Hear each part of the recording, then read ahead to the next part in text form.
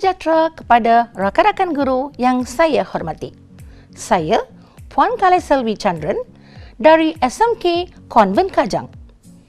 Seperti yang cikgu-cikgu sedia maklum, elemen pendidikan kewangan diintegrasikan ke dalam beberapa mata pelajaran, termasuk mata pelajaran pendidikan moral. Tujuannya adalah untuk meningkatkan kemahiran, merancang dan menguruskan kewangan dalam kalangan murid. Pada hari ini, saya akan berkongsi dengan cikgu-cikgu tentang cara mengintegrasikan elemen pendidikan kewangan dalam subjek pendidikan moral. Seperti yang cikgu-cikgu sedia maklum, pendedahan kepada pengurusan kewangan dapat diintegrasikan melalui beberapa topik dalam buku teks pendidikan moral tingkatan 4 dan 5. Rakan-rakan yang dihormati, objektif pembelajaran pada hari ini adalah meningkatkan pengetahuan, kemahiran merancang dan menguruskan kewangan. Penerapan nilai universal dalam menguruskan kewangan dan tentunya bertujuan untuk mengaplikasikan elemen celik kewangan segitiga, iaitu pengurusan dan perancangan kewangan. Untuk hari ini, kita akan mulakan dengan kandungan pembelajaran di tingkatan 4, iaitu melibatkan standard kandungan 6.1, integriti individu. Bagi topik ini, kita akan memfokuskan standard pembelajaran 6.1.2 memperihalkan kepentingan integriti individu dalam setiap perlakuan.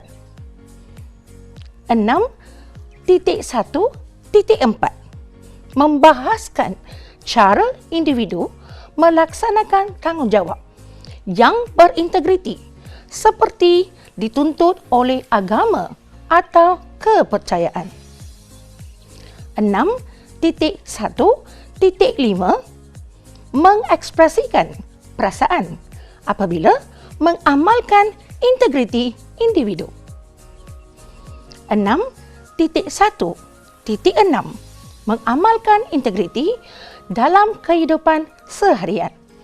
Sebagai set induksi, cikgu-cikgu boleh menunjukkan beberapa isu berkaitan pengurusan perbelanjaan yang tidak beretika. Antaranya, salah guna duit persatuan, kegagalan membuat bajet.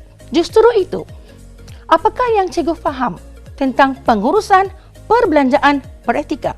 Untuk mendekati tajuk ini, cikgu perlu memberi penerangan tentang pengurusan perbelanjaan beretika secara mendalam. Maksud perbelanjaan beretika adalah cara wang dibelanjakan dan diuruskan dengan berhemah untuk mendapatkan sesuatu barangan dan perkhidmatan.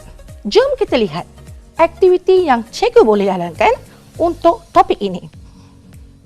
Cikgu boleh menggunakan aktiviti pembelajaran abad ke-21, iaitu meja bulat, round table.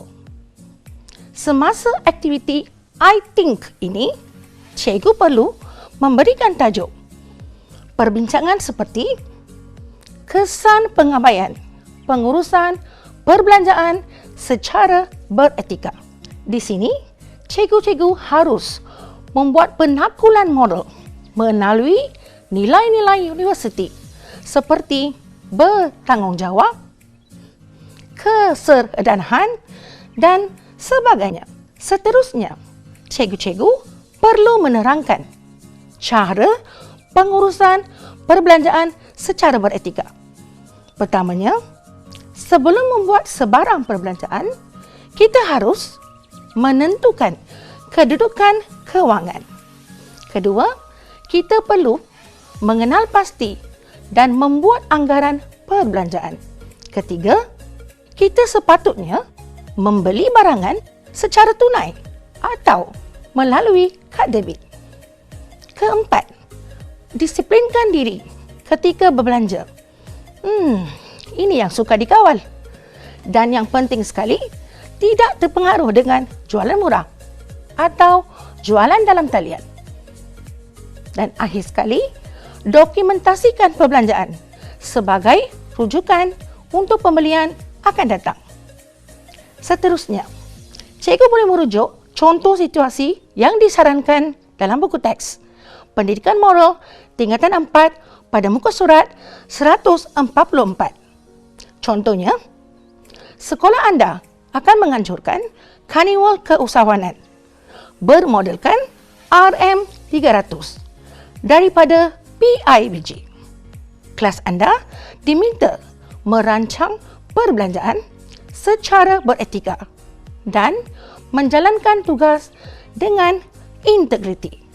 Misalnya, cikgu boleh membimbing murid untuk menjalankan kerja amal dengan merancang perbelanjaan karnival keusahawanan secara beretika dan menjadikan laporan dengan menerapkan nilai-nilai universal.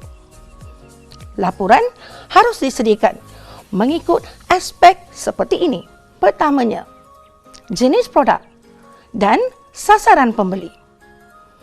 Kedua, bajet peralatan dan perkakasan serta kos lain. Ketiga, harga produk. Keempat, kutipan hasil jualan. Dan akhir sekali, sekiraan untung atau rugi. Ini dapat membantu menguruskan perbelanjaan kewangan secara beretika. Baiklah cikgu-cikgu, untuk tontonan murid-murid, cikgu boleh paparkan video klip suasana karnival keusahawanan. Jom kita sama-sama tonton contoh video karnival yang telah diadakan di salah sebuah sekolah menengah.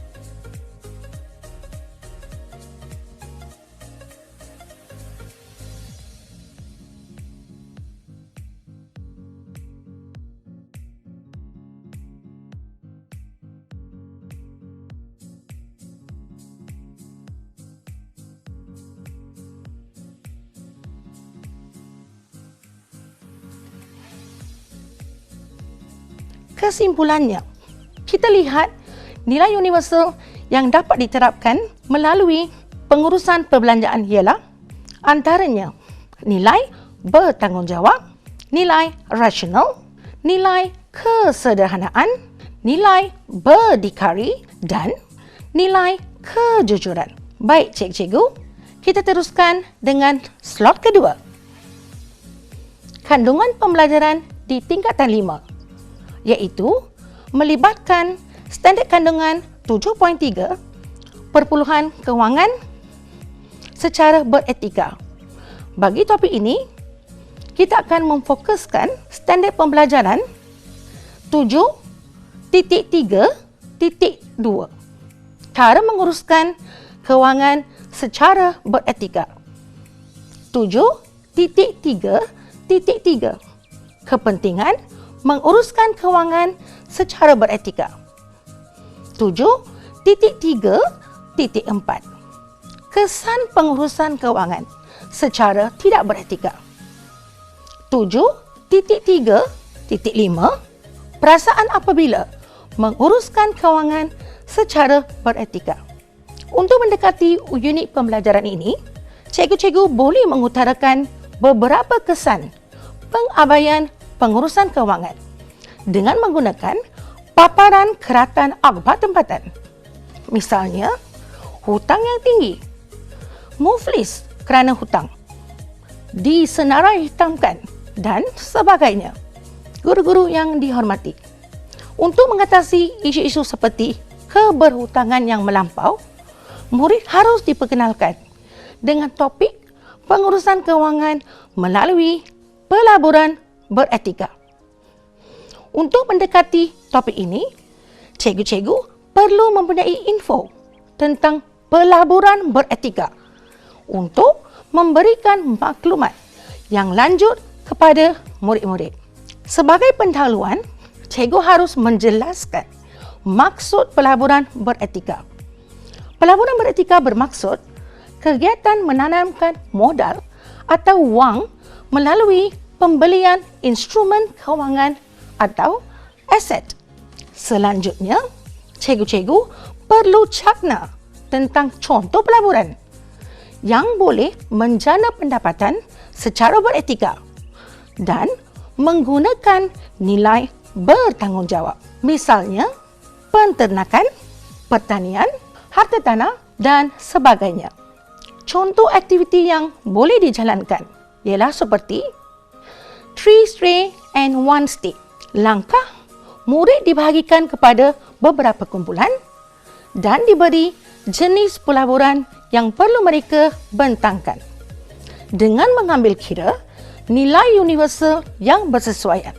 Aktiviti kumpulan ini melibatkan sekurang-kurangnya 3 atau 4 orang. Selepas menyediakan bahan perbentangan, kumpulan masing-masing, seorang murid akan main peranan sebagai ejen pelaburan dan terangkan kebaikan pelaburan dalam bidang masing-masing. Manakala 2 atau 3 orang, rakan kumpulan akan mengunjungi stesen-stesen lain untuk mendapatkan maklumat mengenai pelaburan lain. Hasil dapatan dari kerja kumpulan ini perlu ditulis sebagai tugasan esei dengan menerapkan nilai-nilai universal. Seterusnya, cikgu-cikgu harus membimbing murid-murid untuk mengenal pasti kepentingan pelaburan secara beretika. Untuk memahami topik ini, cikgu-cikgu harus mendedahkan murid dengan kelebihan pelaburan beretika seperti pengurusan kewangan yang bijak untuk simpanan masa depan dan menjanjikan pulangan lumayan. Baiklah, kita lihat pula nilai-nilai universal yang dapat diterapkan dalam pengurusan kewangan melalui pelaburan beretika. Antaranya ialah nilai bertanggungjawab, nilai rasional, nilai kesederhanaan, nilai berdikari dan nilai kejujuran. Topik seterusnya akan dibincangkan adalah penggunaan teknologi maklumat dalam pengurusan pembelian secara dalam talian. Cikgu-cikgu boleh merujuk kepada Standard Pembelajaran 5.4.1 Etika Penggunaan Teknologi Maklumat dan Komunikasi. 5.4.2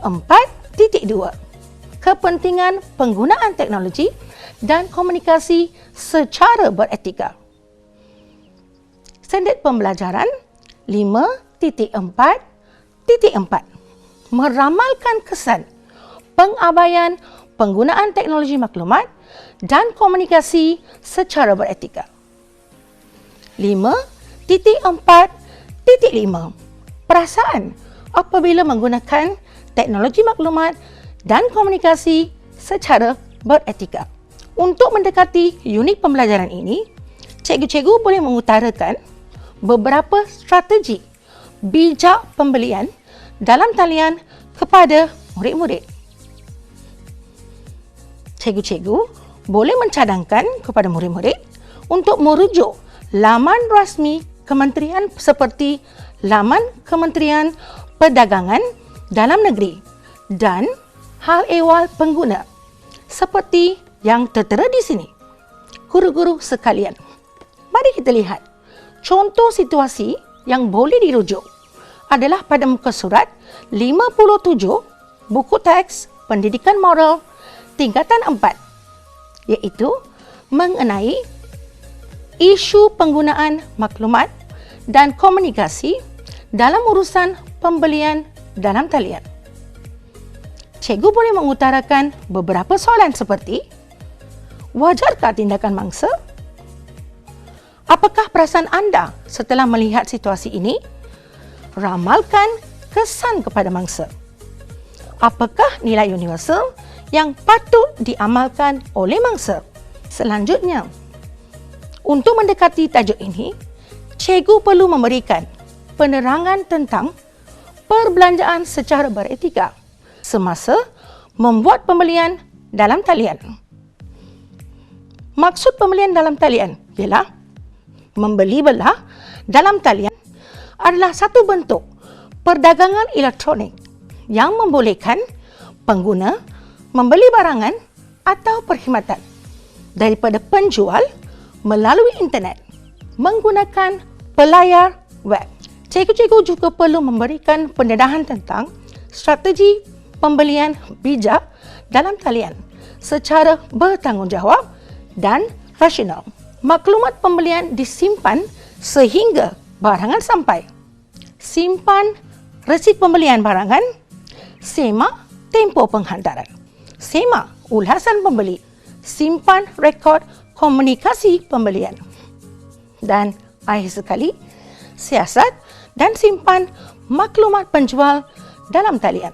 Sebagai aktiviti, cikgu-cikgu boleh meminta murid mengisi peta pemikiran tentang kebaikan dan keburukan pembelian atas talian. Murid perlu diajar menggunakan nilai universal untuk mengisi bahagian ini. Dalam melengkapkan peta ini, murid menghuraikan secara lisan berdasarkan dimensi moral, iaitu penakulan moral, emosi moral dan perlakuan moral. Sebagai contoh, antara kelebihan pembelian dalam talian ialah menjimatkan masa, kurangkan pergerakan pengguna, pelbagai pilihan, diskaun atau rebate pembelian, transaksi kewangan yang mudah, dan akhir sekali, mudah mendapatkan maklumat produk. Manakala, antara kelemahan pembelian dalam talian ialah mudah ditipu dengan kualiti barangan, kesilapan dalam penghantaran barangan, risiko barangan tidak sampai, maklumat peniaga yang tidak sah, merumitkan pemulangan wang atau barangan. Selanjutnya, cikgu-cikgu boleh memperkenalkan hak pengguna melalui lagu pengguna bijak. Hak yang pertama, keselamatan. Hak yang kedua, mendapat maklumat. Hak yang ketiga, keperluan asas. Seterusnya membuat pilihan. Hak yang kelima, hak bersuara. Keenam pula, alam yang bersih. Seterusnya, pendidikan pengguna dan hak mendapat ganti rugi. Bijak-bijak pengguna, bijak-bijak memilih. Siapa yang bijak pilih pasti takkan rugi. Untuk aktiviti seterusnya, cikgu-cikgu boleh meminta murid beberapa soalan secara lisan seperti sejauh manakah anda menggunakan penakulan moral apabila menghayati lagu pengguna bijak? Apakah perasaan anda setelah mendengar lagu ini? Bagaimanakah anda bertindak sebagai pengguna yang bijak? Atau mengemukakan pernyataan seperti penghayatan nilai universal mampu meningkatkan amalan perbelanjaan beretika dalam pembelian talian. Bincangkan. Soalan kebat sebegini mampu memberi peluang kepada murid-murid mendalami isu yang dipelajari dan mahir membuat justifikasi. Sebagai kesimpulan, cikgu harus menerapkan dalam diri murid-murid untuk menjadi pengguna yang bijak, beretika semasa urusan pembelian dalam talian. Cikgu-cikgu jangan lupa ingatkan murid mengenai nilai-nilai universal seperti rasional, bertanggungjawab, kesederhanaan dan kejujuran. Baiklah cikgu-cikgu, sebelum mengundur diri, saya ingin menekankan sekali lagi bahawa kita boleh menerapkan elemen kewangan dalam subjek pendidikan moral dengan menggunakan standard pembelajaran yang ditetapkan di semua tingkatan. Guru-guru juga diingatkan untuk menerapkan elemen celik kewangan CK3, iaitu pengurusan perancangan dan kewangan. Sekian saja untuk slot hari ini.